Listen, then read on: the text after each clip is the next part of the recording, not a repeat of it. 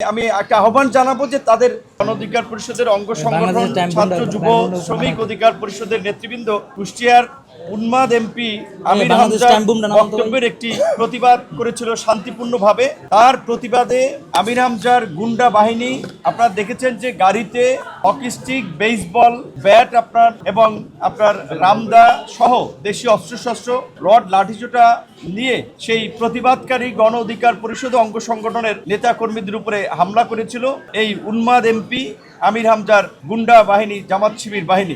এই আমির হামজা আপনারা দেখেছেন যে তিনি মুফতি, প্রকৃত অর্থে মুফতি কিনে আমি জানি না, কিন্তু তার নামের আগে মুফতি লেখা হয়।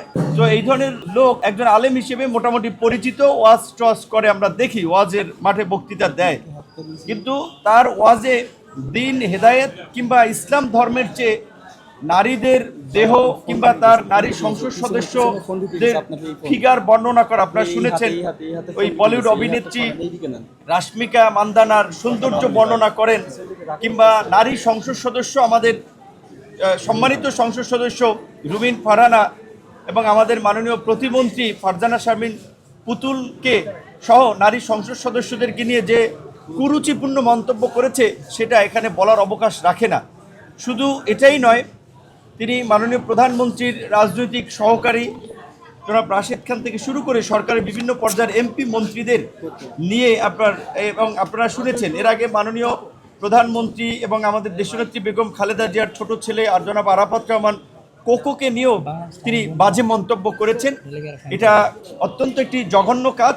এবং এই মন্তব্যগুলো তিনি কোথায় করেছেন? আমি শুনলাম যে এই শুক্রবার জুম্মার খুতবার ওখানে নাকি এই ধরনের কথাবার্তা বলেছেন, ওয়াজের মাঠে বলেছেন। তো প্রথম হচ্ছে, নৈতিকভাবে ধর্মীয় মূল্যবোধের জায়গা থেকে এই আমির হামজার মতো ভণ্ড, উন্মাদ এই তথাকথিত আলেমদেরকে, এদেরকে নামাজের জন্য ইমামতি করতে তো দেওয়া উচিত না, জুমার খুতবা তো দূরের কথা। কাজে আশা করি কুষ্টিয়ার জনগণ কিংবা যেখানেই এই ভণ্ড প্রচারক আমির হামজারা ওয়াজ করতে যাবেন কিংবা এই রকমের মসজিদে গিয়ে এই ধরনের বিদ্বেষপূর্ণ, বিভাজন সৃষ্টিকারী, কুরুচিপূর্ণ, অশালীন, অসভ্য কথাবার্তা বলবে, জনগণ সেখানে সাথে সাথে তাদেরকে প্রতিরোধ করবে। এবং এই আমির হামজার ঘটনায় আমরা দেখেছি জামাতের সেক্রেটারি জেনারেল জনাব মিয়া গোলাম পরোয়ার একটি বিবৃতি দিয়েছিলেন, সেখানে তিনি আমির হামজার পক্ষই নিয়েছেন।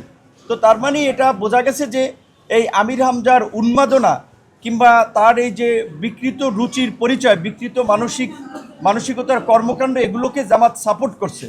তো জামাত যে নৈতিকভাবে তাদের অধপতন হয়েছে সেটা তো এই আমির হামজা কিংবা এই আপনার সাতক্ষীরার সংসদ সদস্য নজরুল ইসলামের কর্মকাণ্ড সহ জামাতের নেতাকর্মীদের কর্মকাণ্ডে প্রমাণিত। তো জামাতের এই সমস্ত কর্মকাণ্ড জামাতের নেতাকর্মীরা করার পরেও জামাত যদি ইসলামী দল হিসেবে নিজেদেরকে দাবি করে, এটা ইসলামের সাথে একটা প্রহসন। কাজী জামাত ইসলামীকে আমি প্রথমত আমি একটা আহ্বান জানাবো যে তাদের ইসলাম শব্দ পরিবর্তন করা, কারণ তারা ইসলামের সবচেয়ে ক্ষতি করছে, ইসলামের লেবাস ব্যবহার করে। চ্যানেল বি+, নতুন সূর্যোদয়, নতুন বাংলাদেশ।